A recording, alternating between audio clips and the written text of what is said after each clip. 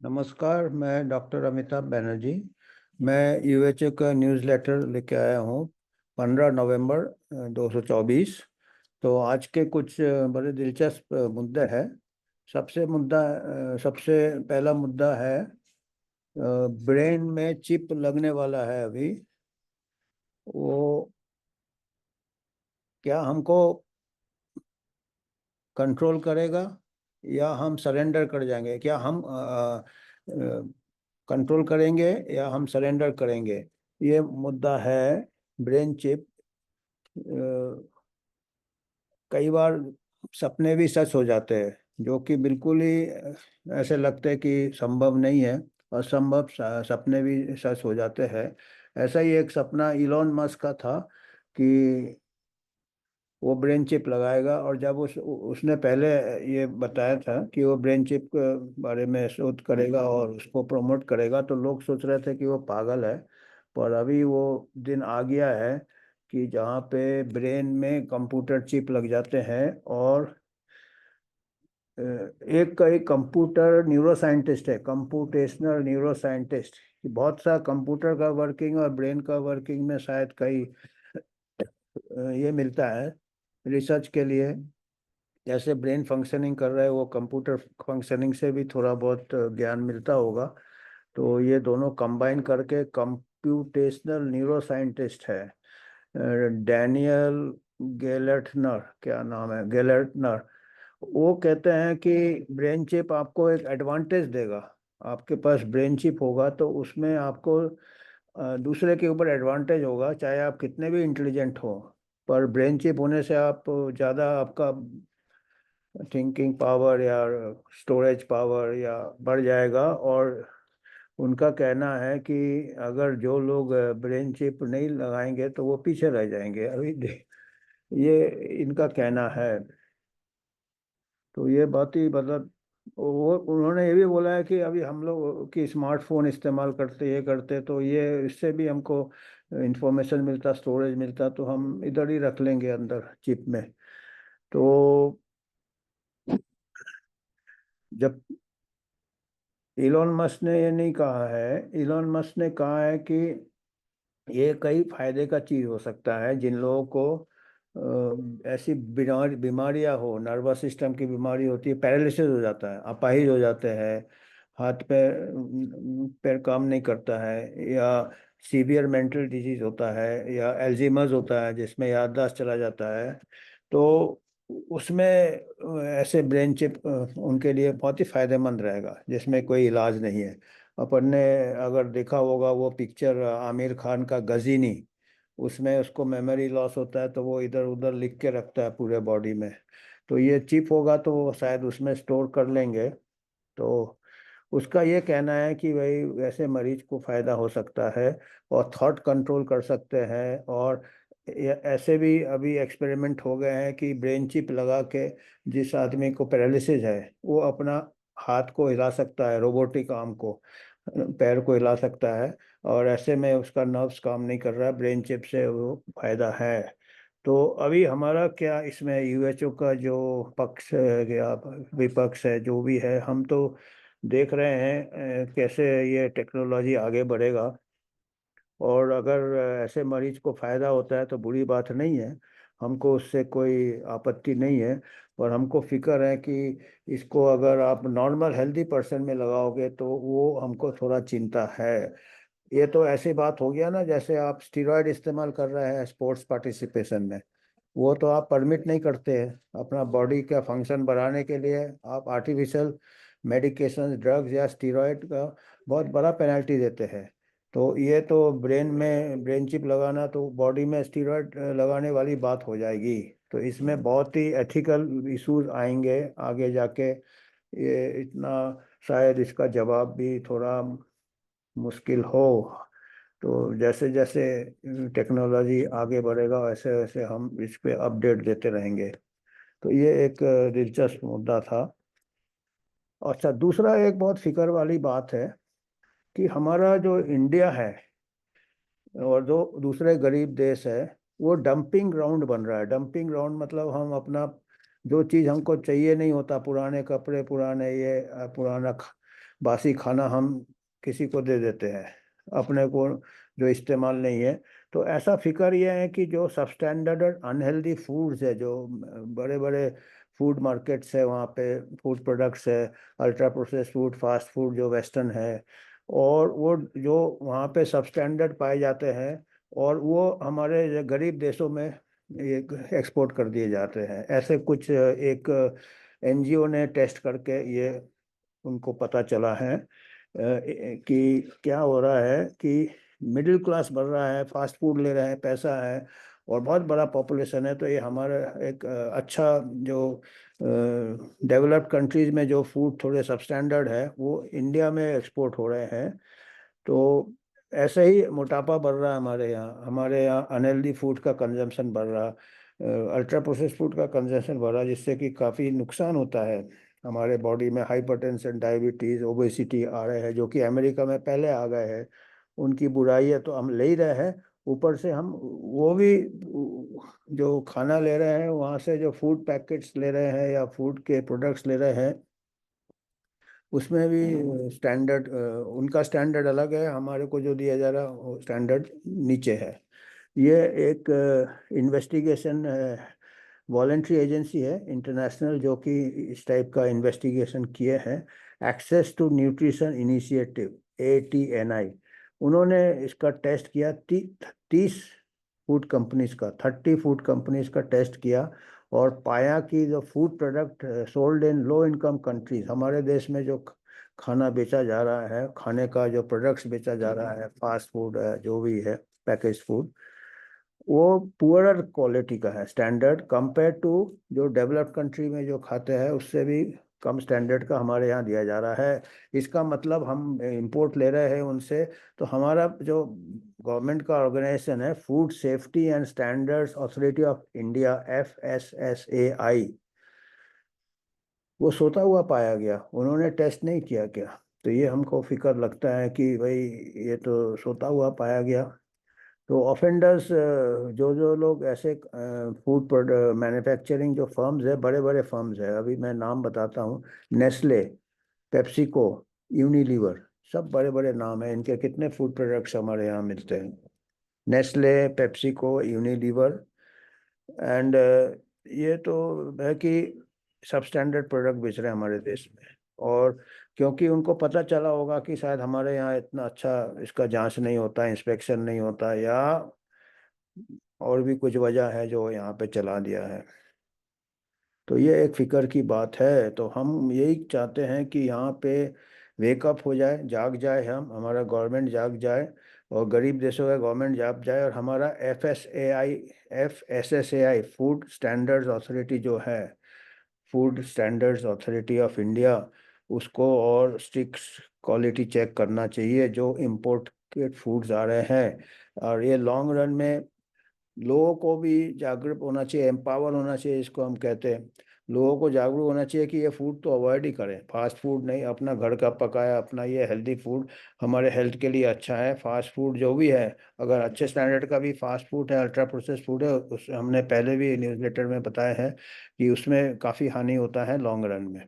तो ये हमको चाहते हैं कि क्रॉनिक डिजीज बढ़ रहा है, मोटापा बढ़ रहा है, डायबिटीज़, हाइपरटेंशन, तो ये एक मुद्दा हो गया। अभी अगला मुद्दा है बहुत ही को लेके है। हेल्थ यानी हमारे हॉस्पिटल्स का जो बुरा हाल है, और हमारा जो स्कीम्स है, आयुष्मान भारत स्कीम, जो बीमा के जो कुछ स्कीम्स बनाए हैं, उसको कैसे दुरुपयोग किया जाता है, ये तो मालूम था कि किया जाता है। आयुष्मान भारत जो बना था, कुछ एम्पावर हॉस्पिटल्स है, कुछ सरकारी अस्पताल तो सभी एम्पैनल्ड है, और उसके अलावा कॉरपोरेट अस्पताल है कई, जो कि आयुष्मान भारत का आप बजट है उसमें से 5 लाख एक फैमिली को जो बिलो पॉवर्टी लाइन है, वो उसके लिए एलिजिबल है आयुष्मान भारत स्कीम में, और वो प्राइवेट हॉस्पिटल में ट्रीटमेंट ले सकता है जो प्राइवेट हॉस्पिटल एम्पैनल्ड है। तो ये स्कीम ही है एक प्रकार से, प्राइवेट हॉस्पिटल को भी बढ़ावा दिया जा रहा है। और कई ऐसे आए हैं, पहले भी हुए हैं कि ज़्यादा इन्वेस्टिगेशन करते हैं, ज़्यादा प्रोसीजर कर लेते हैं, बिल बना देते हैं, क्योंकि वो गरीब आदमी को ले आते हैं, उनको भी लगता है गरीब को कि हमको प्राइवेट अस्पताल में अच्छे इसमें हमको इलाज हो रहा है, पर उसमें फॉल्स ऑपरेशन होते हैं, फॉल्स ये। और अभी एक बहुत ही दुख भरी बात हो गई है। अभी कुछ ही दिन पहले, 2-3 दिन पहले इकोनॉमिक टाइम्स में आया है। कुछ गुजरात में ऐसे प्राइवेट हॉस्पिटल है जो आयुष्मान भारत स्कीम के तहत उन्होंने कुछ कैंप किया अपने गांव में जाके, विलेज में। वहां से 19 लोगों को उन्होंने स्क्रीन किया, बोला कि आपको और इन्वेस्टिगेशन की ज़रूरत है, आपको हार्ट में कोई बीमारी है। उनको ले आए अपने अस्पताल, 19 लोगों को एंजियोग्राफी किया। एंजियोग्राफी जो इमेजिंग करते हैं नली देखने के लिए, हार्ट का नली, कोरोनरी आर्टरी, या जो हृदय में जो ब्लड सप्लाई करती है आर्टरी, उसको उन्होंने 19 को करा दिया एंजियोग्राफी। उसका बिल आया होगा, वो आयुष्मान भारत से पे होगा, हमारा पब्लिक फंड से जा रहा है। और उनमें से 7 लोगों को बोला कि आपको एंजियोप्लास्टी की जरूरत है। वो नली को बड़ा करने के लिए बोला, आपका जो आर्टरी है, आपका जो खून की ये है नली है, आर्टरी जो है, उसको आपको ब्लॉक है और उसमें एंजियोप्लास्टी करना पड़ेगा। 7 लोगों को वो स्टेंट लगा देते हैं उसको खोलने के लिए। वो एंजियोप्लास्टी कर दिया 7 लोगों को, और उसमें से 2 का देहांत हो गया। और बड़ा बवाल हो गया उसमें। सब जो सेक्रेटरी है गुजरात का, हेल्थ सेक्रेटरी जो है, मिनिस्ट्री ऑफ हेल्थ का, उसने स्टेटमेंट दिया कि इनको तो ज़रूरत ही नहीं था। ये जो 19 लोगों को ले गए और जो 7 लोगों को जिनको स्टेंट लगाया, उनको स्टेंट लगाने की जरूरत ही नहीं थी। मतलब फर्जी ऑपरेशन एक प्रकार से किया। और इस फर्जी ऑपरेशन में 2 लोगों जिनको की जरूरत ही नहीं था ये स्टेंट का, उनका देहांत हो गया। आप सोचो ये क्या हो रहा है। अभी ये तो बीमा योजना का दुरुपयोग हो रहा है, उसके अलावा हानि हो रहा है इसमें। जो भलाई की जगह नुकसान हो रहा है, जनहित की जगह जन को नुकसान हो, दुष्प्रभाव हो रहा है ये स्कीम का। क्योंकि मिसयूज कर रहे हैं, चेक्स नहीं है, काउंटर बैलेंस नहीं है इसका। कंप्ट्रोलर ऑडिटर जनरल का भी रिपोर्ट आया था आयुष्मान भारत के ऊपर 223 में। उसमें बताया था कि ऐसे कई ऐसे फॉल्स ऑपरेशन होते, फॉल्स इन्वेस्टिगेशन होते, लोगों के ये होते, और ये बिल बढ़ाया जा रहा है। तो और इसमें क्या किया कि आयुष्मान भारत में हम बीमा एक स्कीम कर दिया, जो कि पब्लिक फंड से दे रहे हैं। बीमा का जो इसका प्रीमियम जाता है या जो खर्चा होता है, और प्राइवेट हॉस्पिटल को मिल रहा है। गवर्नमेंट हॉस्पिटल भी पैनल्ड है। गवर्नमेंट हॉस्पिटल पर जो उस विलेज में होगा, वहाँ गवर्नमेंट हॉस्पिटल ही नहीं होता, प्राइवेट हॉस्पिटल वाले कैंप करके पेशेंट को ला रहे हैं, उसको बीमा के तहत उसको इलाज कर रहा है। कि गरीब आदमी भी खुश है, भाई उसको इलाज मिल रहा है, महंगा इलाज मिल रहा है। पर क्या वो महंगा इलाज जरूरत है क्या? अगर ऐसा कन्फ्लिक्ट ऑफ इंटरेस्ट हो जाएगा, तो वो जो जो चीज़ ज़रूरत नहीं होगा उसका भी वो ऑपरेशन ऐसे करेंगे। Unrequired unnecessary operation, unnecessary investigation, क्योंकि ये एक प्रॉफिट मोटिव आ जाता है। और प्राइवेट हॉस्पिटल में टारगेट्स रहते हैं कि इतने टारगेट आपको करना है, इतना आपको ये करना है। तो ये एक बहुत दुख बड़ा बात है। और ये तो सामने आया कि लोगों का डेथ हो गया। ऐसे कई हो रहे होंगे जो हमको पता भी नहीं चलता होगा। मान ले ये 2 का डेथ नहीं होता, तो ऐसे अगला कैंप में फिर 19 लोगों को ले आते हैं। तो ये एक सोचने वाली बात है। और इसका एक ही ये है कि हमारे जितने भी गवर्नमेंट हॉस्पिटल ज़्यादा होने चाहिए। हमारा बोर्ड कमेटी ने बोला था कि विलेज लेवल में, विलेज में जहाँ 10,000 पॉपुलेशन है, 20,000 है, वहाँ पे 75 बेड हॉस्पिटल होना चाहिए, 6 स्पेशलिस्ट होने चाहिए वहाँ पे, मेडिकल सर्जिकल। और तालुका लेवल में 30 प्राइमरी हेल्थ सेंटर में जहाँ 6 डॉक्टर है, उसके 30 इसके ऊपर एक तालुक में सेकेंडरी लेवल अस्पताल होना चाहिए, जो कि 650 बेडेड होगा, और सब स्पेशलिस्ट होना चाहिए। और हर डिस्ट्रिक्ट में सुपर स्पेशलिस्ट होना चाहिए गवर्नमेंट का। और ये तो 1980 के बाद गवर्नमेंट ने बंद ही कर दिया गवर्नमेंट हॉस्पिटल। पहले तो खोला ही नहीं, जितने भोर कमेटी ने 1947 में बताया थे, वो तो कभी किया ही नहीं उन्होंने। एक प्राइमरी हेल्थ सेंटर में एक एमबीबीएस डॉक्टर रोज होके मिल जाता है, वो भी शायद नहीं मिलता है आजकल। और क्या कर रहे हैं, धीरे धीरे सब प्राइवेट और कॉरपोरेट अस्पताल टेक ओवर कर रहे हैं। तो इसमें क्या है कि मिसयूज हो रहा है। आयुष्मान भारत जो स्कीम हो रहा है, वो पब्लिक मनी आपको प्राइवेट अस्पताल में जा रहा है, और वहाँ पे मेल प्रैक्टिस हो रहा है, और ऐसे डेथ हो रहे हैं। तो ये एक दूसरा मुद्दा था। तीसरा मुद्दा एक है कि अभी देखिए, पोल्यूशन सब जगह है, एयर पोल्यूशन है आपके यहाँ। वातावरण बहुत खराब है, हवा का क्वालिटी बहुत कमजोर है। दिल्ली का तो बहुत ही बुरा हाल है। और अभी 2 दिन पहले एयर पोल्यूशन इतना ज़्यादा हो गया कि वहाँ के जो अपोलो के जो रेस्पिरेटरी मेडिसिन के जो हेड है, उन्होंने कहा कि स्कूल बंद कर दो। एयर पोल्यूशन है, बच्चे लोगों को बचाने के लिए स्कूल बंद कर दो। अभी स्कूल बंद करने से एयर पोल्यूशन और बच्चे, और क्योंकि उनका घर कहाँ होगा, घर का अलग हवा होगा क्या, अलग वातावरण होगा घर के आजू आजू बाजू। गरीब बच्चे हैं हमारे इंडिया में, लिविंग कंडीशंस भी इतने अच्छे नहीं है, ऊपर से इंडोर भी एयर पोल्यूशन है। चूल्हा जलता है, ये जलता है, कोयला जलता है, लकड़ी जलता है, पचासों चीज। गरीब बच्चे भी स्कूल जाते हैं, अगर स्कूल बंद कर दो तो हो सकता है घर में भी एयर पोल्यूशन होगा आजू बाजू। तो ये एक इस टाइप के क्या हो गया कि पैंडेमिक के बाद पहले ही स्कूल बंद कर दो। तो स्कूल से नुकसान कितना होता है वो तो हल नहीं हुआ ना। स्कूल बंद करने से एक्सपोजर कम हो जाएगा क्या बच्चे का। मेन चीज़ है जो मेन प्रॉब्लम है उसको सॉल्व करना चाहिए ना, एयर पोल्यूशन को। और उसके लिए एक मेयर का मैंने बताया, एक बोगोटा के मेयर होते थे गुस्तावा पिट्रो, उन्होंने कहा था, पहले के मेयर होते थे, कि कंट्री में, डेवलप्ड कंट्री जो है, जरूरी नहीं है डेवलप कंट्री उसको आप कहें जो कि गरीबों के पास भी कार हो। आजकल गरीबों के पास भी कार होने लगा है, ऐसे ही मिलते मार्केट में, इतना कार प्रमोशन, सेकंड 2-2 साल में लोग अपना कार, अमीर आदमी अपना कार बेच देता है और गरीब आदमी उसको खरीद लेता है तो मार्केट में। और वो नया कार खरीदता है, हर घर में मिडिल क्लास में 2 कार 3 कार एक फैमिली के पास है, और रास्ता ब्लॉक करेगा, एयर पोल्यूशन करेगा, वगैरह वगैरह। तो इसका एक हल ये बताए थे उन्होंने, मेयर ने, कि वो डेवलप्ड कंट्री वो है जहाँ पे गरीब कार नहीं इस्तेमाल करता, जहाँ अमीर भी पब्लिक ट्रांसपोर्ट में चलता है। तो हमको अभी बन रहा है, हर बड़े शहर में मेट्रो बन रहा है, अच्छी बात है। बसेस बनाने चाहिए मेट्रो, तो उसमें एयर पोल्यूशन एक प्रकार से वो एक है। ऊपर से इंडस्ट्री वगैरह भी थोड़ा कंसंट्रेटेड नहीं होना चाहिए अर्बन एरिया में। और दूसरा, दिल्ली का क्या होता है, हर साल वहाँ पे कुछ एग्रीकल्चरल प्रोडक्ट जलाते हैं, हरियाणा पंजाब में। ये सब चीज़ें हैं, तो ये जो रूट कॉज है इसको ये करना चाहिए। स्कूल, बात बात में स्कूल नहीं बंद करना चाहिए। कुछ महीने पहले केरला में भी स्कूल बंद कर दिया था, पता नहीं निपा या क्या हुआ था वहाँ पे, वो एक आध केस हुआ था, उसके बाद तो कुछ एक अगला केस हुआ ही नहीं है। स्कूल पहले ही बंद कर दिया था वहाँ केरला में। कितना नुकसान होता है, अभी हमने कोविड पैंडेमिक में भी देखा कितना नुकसान होता है। ये एक मुद्दा हो गया।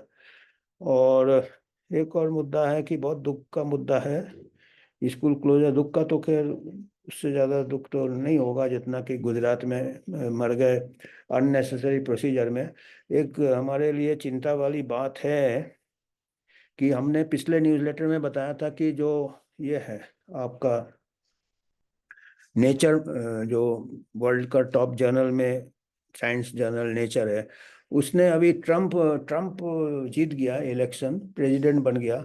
तो काफ़ी लोग को में ये मच गया, जरा इन लोग भगदड़ मच गया एक प्रकार से। जो लोग अभी काफ़ी कुछ मिसमैनेज किए थे पेंडेमिक, और जो और भी कई डेटा नहीं दिए थे, डेटा नहीं रिलीज किए थे, फाइजर ने अपना डेटा रिलीज नहीं किया, सीडीसी एफडीए ने भी कई डेटा नहीं रिलीज किया। तो जब से ही ट्रम्प जीता, उसने अपना एडवाइजर लिया जॉन एफ कैनेडी, उसको चार्ज दिया हेल्थ हेल्थ डिपार्टमेंट का, या हेल्थ के एडवाइजर का, या इन चार्ज ऑफ उन्होंने। और 3 उसके काम जैसे मैंने बताए थे।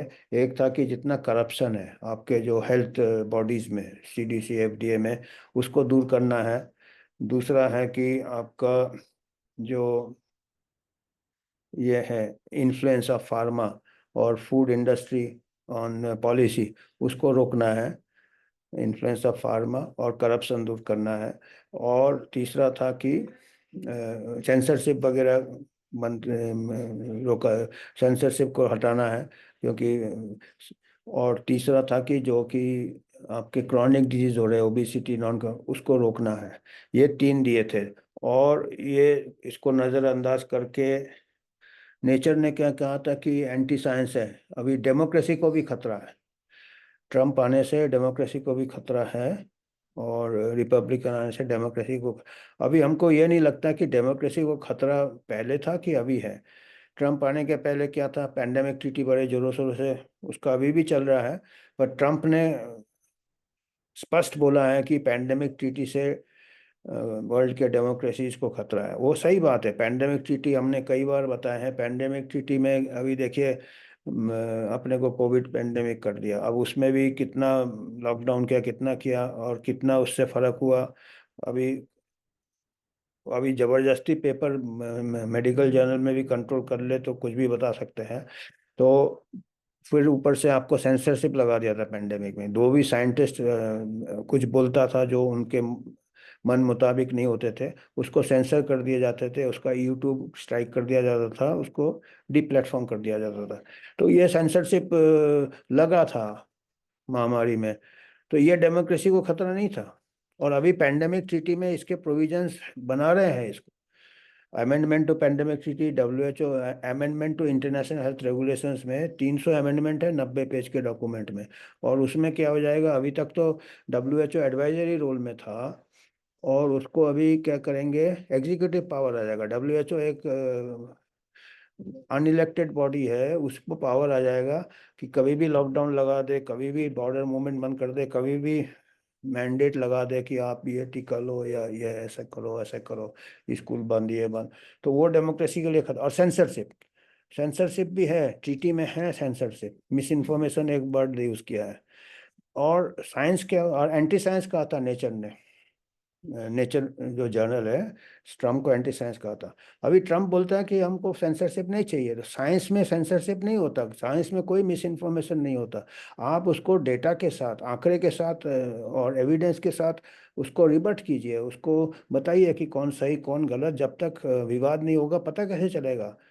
अभी एक ही आदमी बोलेगा मैं जो बोल रहा हूँ WHO, वो तो नहीं है। अभी देखिए मंकी पॉक्स उन्होंने ये डिक्लेयर किया। अभी क्या हो रहा मंकी पॉक्स, हमारे देश में कितना तहलका मच गया मंकी पॉक्स को, 3 4 एक केस। उसके बाद क्या हुआ, उसके लिए इतना खर्चा, उतना ये, उतना अलर्ट, उतना पहले से तैयारियां, इतने बेड्स रेडी रखना। तो ये तो हमने कहा था, नेचर में हमने उसका आलोचना किया था। आज दुख की बात यह है कि अभी 2 दिन पहले ब्रिटिश मेडिकल जर्नल, जिसको कि हम WHO मानता था कि ये बहुत अच्छा जर्नल है, कि ये जर्नल में सही बताता है, और सही बताता था। वो जब महामारी चालू हुआ था तभी उन्होंने एक एडिटोरियल आया था कि कैसे महामारी के दौरान ये करप्ट हो गया सब कुछ, science got corrupted due to politics. उनका एडिटोरियल का नाम मैं बता दूं, अब्बासी ने लिखा था। उन्होंने लिखा था कि दैट पॉलिटिक्स, करप्शन और सप्रेस, साइंस को पॉलिटिक्स और करप्शन, मेडिको पॉलिटिकल कॉम्प्लेक्स है, मेडिको पॉलिटिकल कॉम्प्लेक्स ने साइंस को पॉलिटिसाइज करके, करप्ट करके दबा दिया है। और कहा था कि जब साइंस को दबाया जाता है लोगों की मौत होती है। ये हमने हमारे नज़र में, WHO के नज़र में ब्रिटिश मेडिकल जर्नल टॉप में चला गया था कि ये कम से कम एक सच्चा जर्नल है। पर अभी खेद है कि ये जर्नल ने भी नेचर जैसा एक आर्टिकल छापा है अभी इस हफ्ते। उसमें कहा है कि फिर डेमोक्रेसी को खतरा है ट्रम्प आने से, मिस इन्फॉर्मेशन होगा, ये होगा। और जबकि वो तो सेंसरशिप हटा रहा है, तो डेमोक्रेसी में सेंसरशिप थोड़ी होता है। तो मतलब ये बहुत ही अजीब गरीब है। और हमको याद आता है कि और हमारे को क्यों इज्जत हम करते थे, ब्रिटिश मेडिकल जर्नल, उनका एक संपादक था, एडिटर था, चीफ एडिटर था ब्रिटिश मेडिकल जर्नल का पहले का, रिचर्ड स्मिथ। उसने भी लेख लिखा था कि जो मेडिकल जर्नल्स है, मेडिकल जर्नल्स में उनका टाइटल यह था, medical journals have become an extension of the marketing arm of the pharmaceutical companies. Pharmaceutical companies का एक एक्सटेंशन बन गया है मेडिकल जर्नल्स। तो मेडिकल जर्नल्स में का जो हाथ लंबे होते हैं ना, वो लंबा हाथ का मेडिकल फार्मा है, वो जर्नल को कंट्रोल करता है। जो पहले कानून के हाथ लंबा होता था, अभी फार्मा का हाथ कानून के हाथ से भी लंबा हो गया है। और हमको तो यही लगता है कि इतना हाथ लंबा हो गया कि अभी BMJ का भी गला दबा दिया उसने। तो ये हमने इसलिए इसका टाइटल दिया था इस पॉइंट का हमने, et tu Brute. Et tu Brute एक शेक्सपियर का जो जूलियस सीजर है, उसमें क्या है, जूलियस सीजर को ब्रूटस उसका फ्रेंड है, वही स्टैप कर देता है। और वो मुड़ के देखता है तब बोलता है et tu Brutus. Et tu Brutus माने ब्रूटस तुम भी हमको धोखा दे रहे हो। तो हमने वैसा टाइटल ऐसे ही दिया है, et tu Brutus medical, British medical journal हमारी नज़र से नीचे गिर गया है आज के तारीख में जब ये लेख आया। एड टू बीएमजे, कि हमारा बीएमजे भी ऐसा लिख रहा है जिसको कि हम सच्चा जर्नल मानते थे। तो ये कुछ ऐसे, ये है, इस हफ्ते का न्यूज़लेटर में कुछ ऐसे मिक्स्ड न्यूज़ है कि अभी हम तो लगता है यूएचओ को कि अभी पूरा ट्रम्प आने से, और उसका एडवाइज़र जो है रॉबर्ट एफ कैनेडी जूनियर, वो बहुत ही ईमानदार आदमी है, ये सब आने से थोड़ा अभी फार्मास्यूटिकल इंडस्ट्री का हाथ लंबा है। वो अभी पूरा कोशिश कर रहा है। अब फार्मास्यूटिकल इंडस्ट्री है जो डेमोक्रेसी को खतरा है, जिस हिसाब से वो तोड़ मरोड़ रहा है सब कुछ, सब पॉलिसी कंट्रोल कर रहा है। फ्री नहीं है, आप फार्मा और फूड इंडस्ट्री के दबाव में हो। और ट्रम्प क्या बोल रहा है कि ये फूड और फार्मा का दबाव निकालना चाहता है। तो अभी डेमोक्रेसी को वो डेमोक्रेसी को वही बढ़ावा दे रहा है। और अभी नेचर बोलता है कि ट्रम्प आने से डेमोक्रेसी खतरे में है। ठीक है, फिर अभी बीएमजे बोल रहा है कि ट्रम्प आने से डेमोक्रेसी खतरा है। तो इसलिए हम जरा चिंतित हैं। ट्रम्प ठीक है, ट्रम्प सरफिरा होगा, बट इस हेल्थ के मामले में तो अभी तक हमको उसका पॉलिसी ठीक लगा। और हेल्थ के बहाने से डब्ल्यूएचओ और ये डेमोक्रेसी को खतरा करने वाले थे। और ट्रम्प बिल्कुल डब्ल्यूएचओ के इस पैंडेमिक स्थिति के खिलाफ बोलता है। तो आज इतना ही था। धन्यवाद।